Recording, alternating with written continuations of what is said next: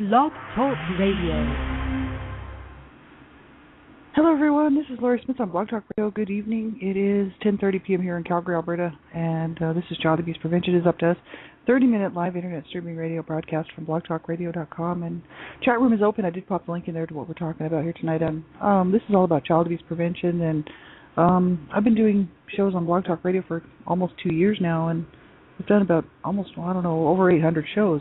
And so I appreciate everybody who's taken the time to listen to my shows. You know, that's a lot of work to keep up with my shows. And I mainly was doing it to see, to do a couple of years on here. I wasn't sure how long I'd be doing it, but, as time went on, I thought, well, for sure I'd like to get 2 years in on Blog Talk Radio, and hopefully people will get something out of my shows, Like I'm just a child abuse prevention public speaker, really. I'm a survivor of child abuse, and it is, just my goal to just make as much noise as possible about this, because child abuse is always just shoved under the carpet. Nobody wants to hear about it. Nobody wants to know about it. Nobody wants to really know about the children that are suffering and dying right now. Nobody wants to know about all of us survivors who were abused as children, and really nobody wants to know about it, and it's understandable. It's completely understandable why people don't want to know about it, why society wants to shove it under the carpet. The only issue is that children are dying and they have rights. They have the right to live. They have the right to an abuse-free life. And unless we stand up and uphold those rights, they don't mean much. And the issue is that it's the abusers. Of course, they want this all silenced so that they can continue to do what they do. And the system, of course, everybody in the system wants it silenced because they can't fix it, and they don't know how to fix it. And so it's a big mess. It's a huge mess. And sadly enough, the kids are paying the price. Little babies, little toddlers, little infants, preschool children, school-age children, teenagers, you name it, they're paying the price, right, for our inadequacy, for their parents' inadequacies, first of all, for not being able to look after them properly, do the right thing by them and not abuse them and hurt them, and also society's inadequacy and being able to find out what's going to work, because so many times children being placed into care, it doesn't work either, This is absolutely, it's a mess. And that's why nobody wants to think about it. It's completely understandable. It's what I think about all the time. Because I was abused as a child, I can't help but think about it. My life just, it was damaged, to really beyond repair, really. I mean, I can't go back, and I guess I could just do a full mind erasure and then I just pretend that I'm somebody else, but I know who I am, and I know where I came from, and I know what I went through as a child, right? So I know what these kids are going through out here tonight, these little babies and little children and teenagers even, who are being abused, and no one is doing anything about it, And sadly enough, sometimes, some of the kids get lucky and they get put into, some type of care, whether it's a relative taking them in or some type of facility or, some place where they actually are treated decently and brought and given what they need. Their needs are being met, but that is not always the case. And I'm one of these kids that slips through the cracks, and I'm just one. And I'm willing to talk about it. So that's why I do my shows. And so you have to listen to my shows at your own discretion, right? I'm talking about abuse. It's a sensitive subject, and you have to know what's good for you to listen to. And all of my shows, I put a discretionary warning on all of my shows that you should listen at your own discretion. If the topics of abuse bother you, you have to do the right thing, by yourself and turn the show off or listen to something else. If you're under the age of 18, I ask that you have permission to listen to my shows because, I don't know how young the people are who are listening to my shows, and they're not for younger children. And anyone under the age of 18 should have an adult, somebody who's older who can help you make a decision whether or not you should be listening, right? Age appropriately. So thanks, everybody. We'll get right into this. And, child abuse prevention is just such a huge thing. I've been taking a break lately, especially this last month of October, because I had been just going and doing so many shows and doing so many things and also trying to work full-time that I decided I'd take a few weeks just to sort of only do a portion of my shows. But I'm back on schedule now.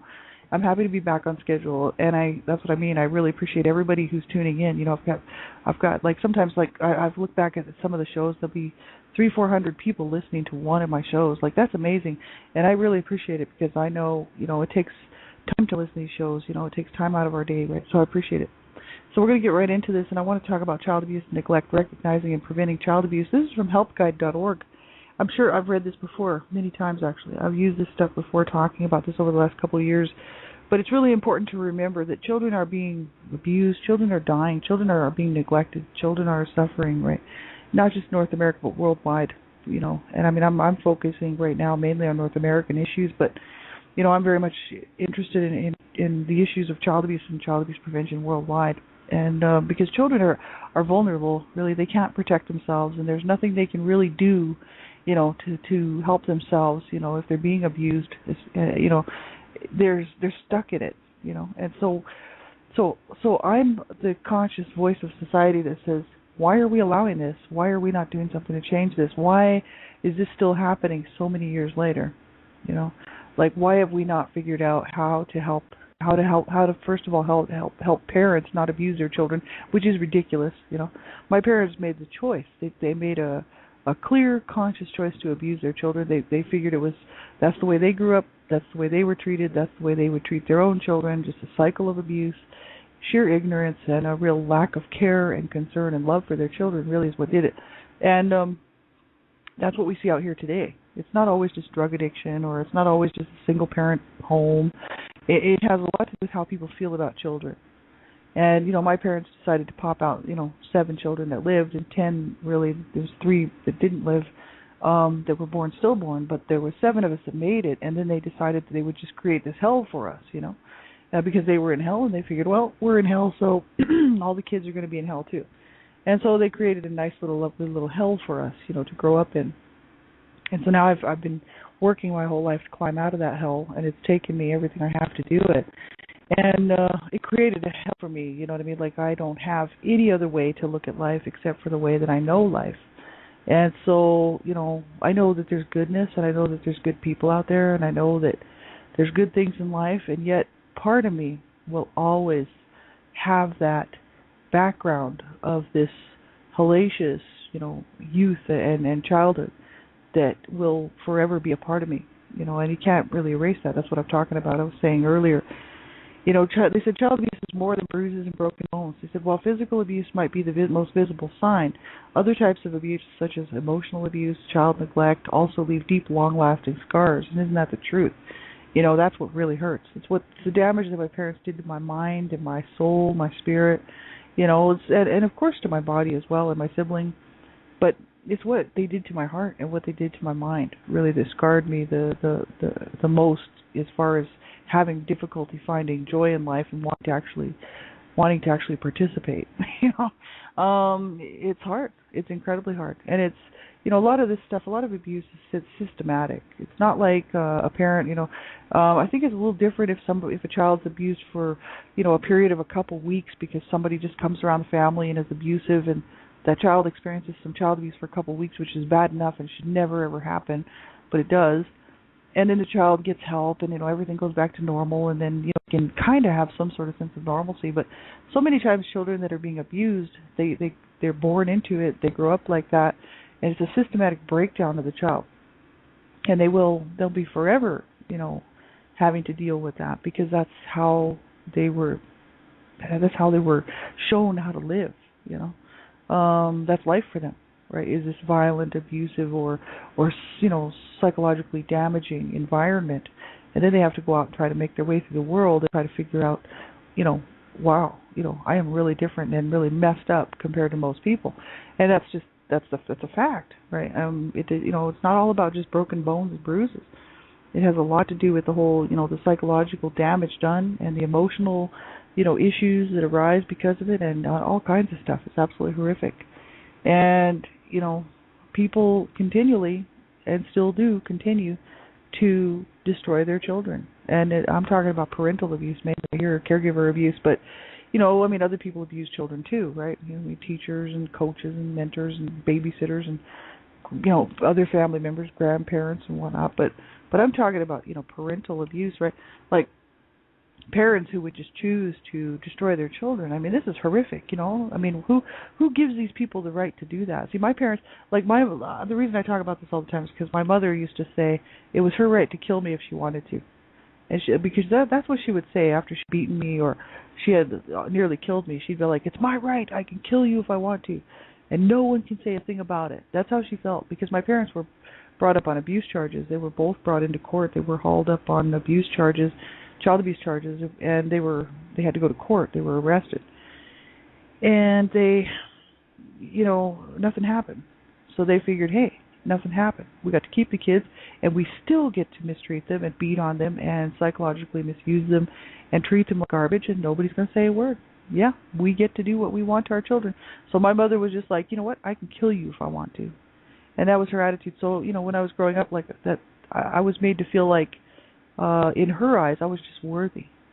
Like, not worthy, I was just worthless. Like in her eyes, I was just not worth anything. Like the mirror reflection from my mother and even my dad, that I would, that's how children learn to perceive who they are, is through the eyes of another.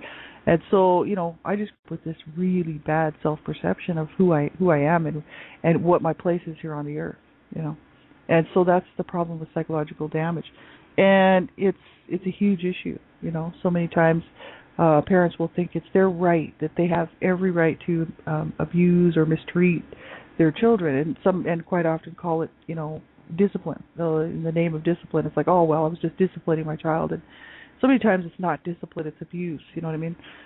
There's a fine line, a very fine line between discipline and abuse, and so many times it's crossed. And I think that, depending, depending on the situation in the home, if there's love in the home and there's, the parents or whoever the caregivers are somewhat, trying to provide a stable environment for the children, and then the discipline goes a little bit too far, at one point, and it does turn into abuse.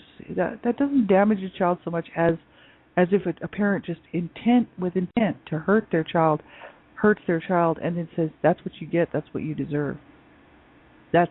You're a bad child, and I have to treat you like this. I have to burn you. I have to beat you. I have to, sexually use you, or whatever the case may be.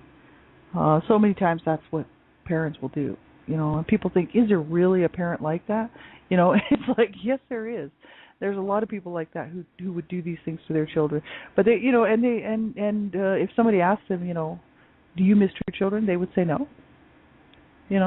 No, I just discipline my children. They would not admit that they're abusing their children.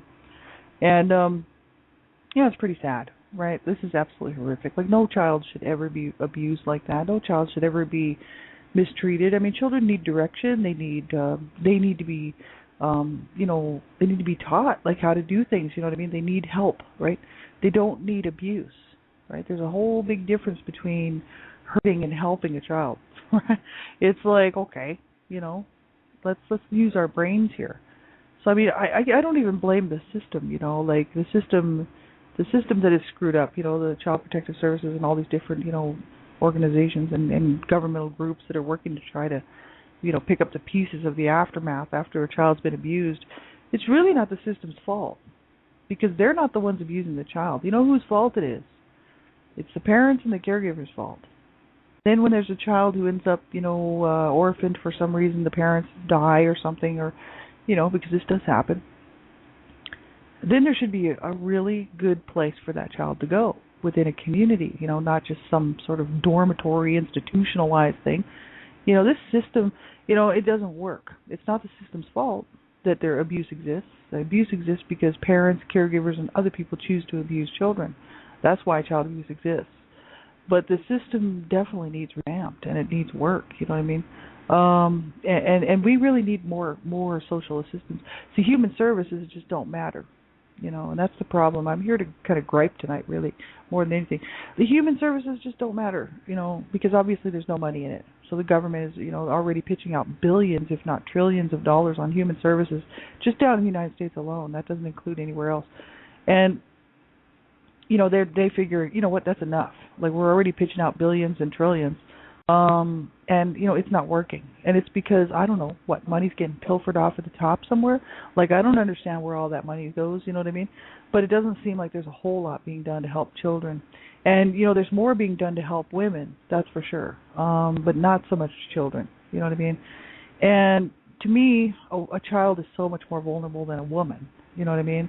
And if a woman's on the run from a domestic violence situation and has children involved, then the woman, people will quite often, think more about the woman than they do the child, not even realizing that the child is going to be forever screwed because of all this.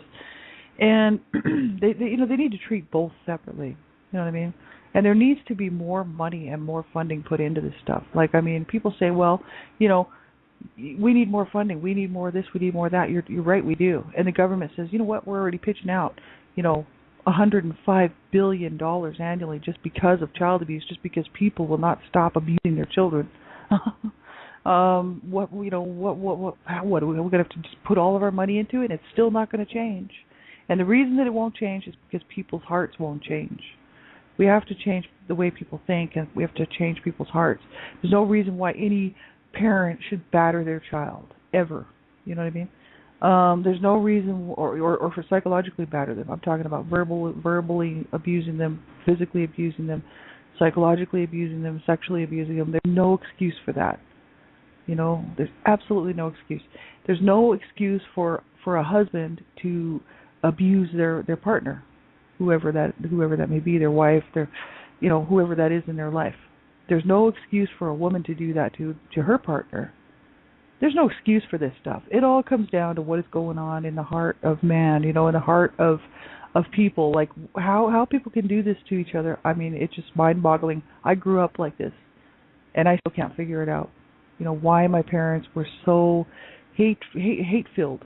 Why they hated each other. I mean, I know the reasons why they hated each other, but why they could not figure it out and either separate so that we wouldn't get hurt in the process, or pull it together and go to a counselor and go get some counseling and figure it out. But they never did. And they spent their entire life in this abusive mess, And people will do that. People will do that. They absolutely will. And they think that's just life. Oh, well, this is the way it goes. You know what? I'm here to say, you know what? No, it's not. I'm just one more voice who's willing to stand up and say, hey, I'm just doing the very unpopular thing because it's real popular to believe the other way, that it's just the way it is and it'll never change. That's the popular belief. I'm willing to just, be the one who stands out in the crowd by myself over in the corner saying, you know what? No, this is all wrong, because violence is wrong, hurting people is wrong. I don't care who it is. People just really need to straighten up, you know what I mean? But, yeah, people say, well, how are we going to make people do that? How are we going to make people stop abusing their children, And, you could pump all the money through the government systems that you want, and it's still not going to change it if you can't reach these people out here who are doing these things and get them to change the way that they feel about their families and about themselves and about life, Because so many times these people that are abusing their children, they don't care. And that is a fact. Like, all you have to do is look at the headlines out here that roll up every single night, every single day, of children who've been abused, and then you look at these people going to court, a few weeks later they're arraigned and they go to court and they're brought up on charges and they're waiting their sentencing or whatever, and they sit there with this look of, I don't care on their face, and half the time that's the statements that they make to the prosecution. Is that they really didn't care that they hurt their child or that they killed their child. They really don't. So does that not tell you that we have something wrong with our society? Like, we really do. And it doesn't matter how much money we pump into it. That is not going to be the answer, really. And I think it has a lot to do with education. And I think we have to start with really young children and build up the next generation of people that are going to deal with things a little differently and not use violence as a means of control or a means of discipline or a means of, just let's get back at the world and let's just be violent and hurt everybody, like, neighbors hurting neighbors and, people just random acts of violence and stuff like that, right? I mean, I grew up in a violent home, in a violent neighborhood, in a violent city, in a violent state. I grew up in a sort of just right above the poverty line in Albuquerque, New Mexico. Albuquerque is a gang territory. It's a drug city. It's a city full of violence and deaths and murder. You don't walk there. If you value your life, you don't walk by yourself. And it doesn't matter whether you're a guy or a girl, right? This is a very dangerous place. And not only that, but the city sits in New Mexico, and New Mexico is very much a backwards place. It's a beautiful state. It's absolutely beautiful. I've seen most of it. It's a gorgeous place to go on vacation. You just have to watch yourself. But it's a beautiful place to go visit, but you don't want to live there, Violence. That's what it's all about. And I mean, I've heard that lately they have tried to clean it up a little bit, but it will always be violent. And because the drug runners run through there all the time, and there is a whole criminal element underground there that just works continually to run, drugs and guns and ammo and stuff through Albuquerque on the way to Phoenix and Denver and Texas and different places like that back east. And so, it's a real problem. And so it's a bad city, and that's where I grew up. So I grew up in violence. I just grew up in a violent neighborhood, violent home, violent schools where, gangs and police would come with the SWAT teams would come with the tear gas. I mean, it was just a common occurrence, right? People getting shot on the school grounds, police officers were shooting kids down and stuff. And, these kids were threatening to kill the police officers, so they had to shoot them down, and just crazy stuff like that. That's how I grew up. And not only that, but just growing up in a violent home, being beaten and battered and watching other people beating and battering each other. And, no respect for anyone, no respect for human life, period. And I've seen some terrible things in my lifetime and been part of some horrible things. And I sit there and I think, this is that side of society that nobody knows how to deal with. Like, nobody knows what to do about. Nobody could get my parents to stop abusing their children, not even the courts, right? Not even the social workers. I mean, they came around for a couple of years. They were checking on us with their clipboards, making their little notes, making sure we weren't being abused, checking my diapers and checking. And then after I got out of diapers, they were still checking, the abuse still continued on. It just got worse after the social workers were out of sight. And so, this is the reality, right? Is that if people don't want to stop abusing their children, they're not going to. And it doesn't matter what kind of education they have. Intelligent, educated people abuse their children too. It really doesn't have a whole lot to do with education.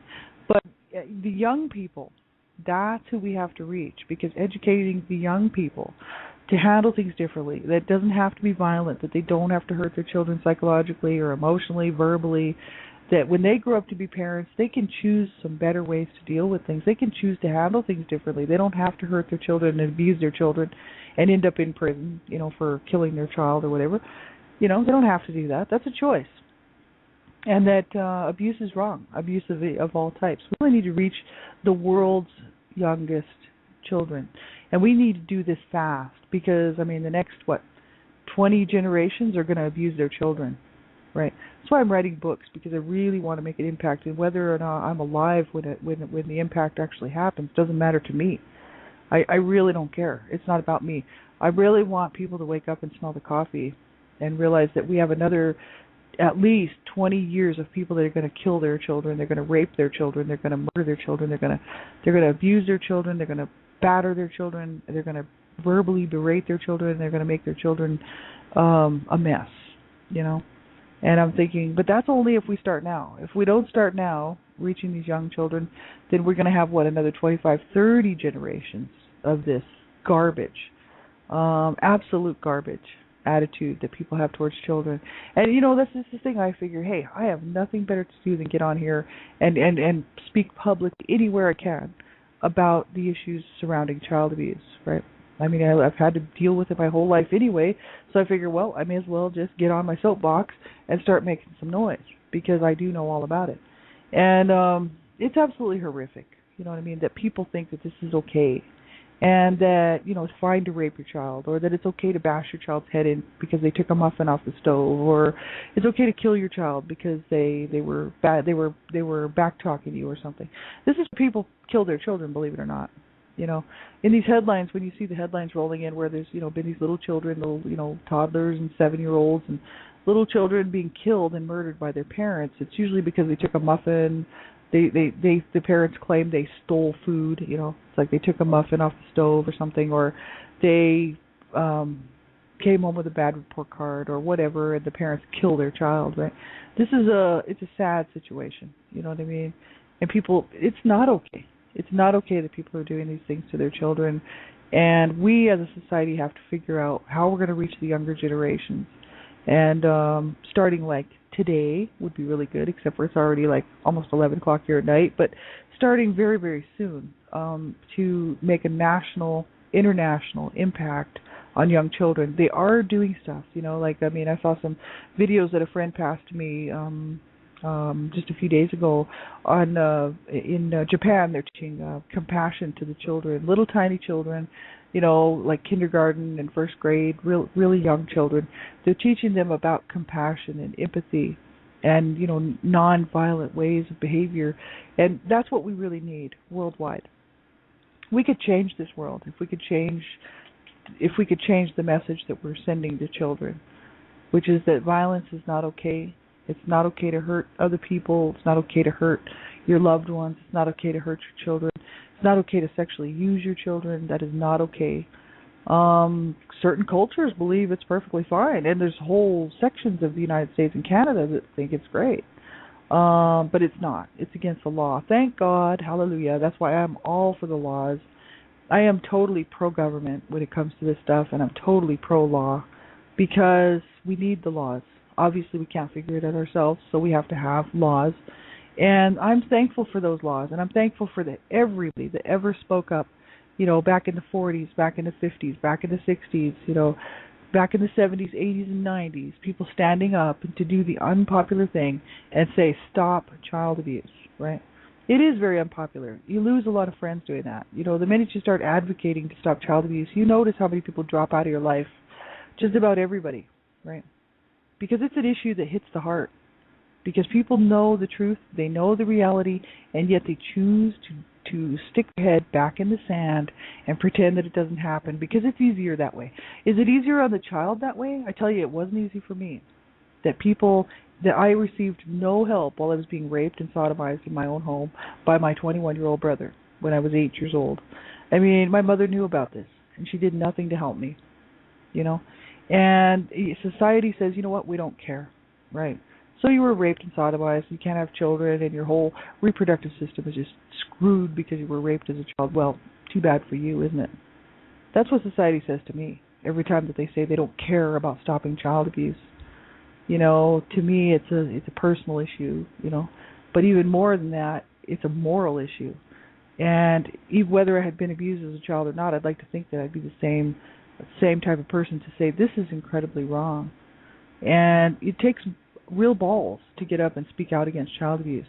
And you have to have some real tenacity and balls to be able to do it because nobody wants to hear it. Absolutely nobody.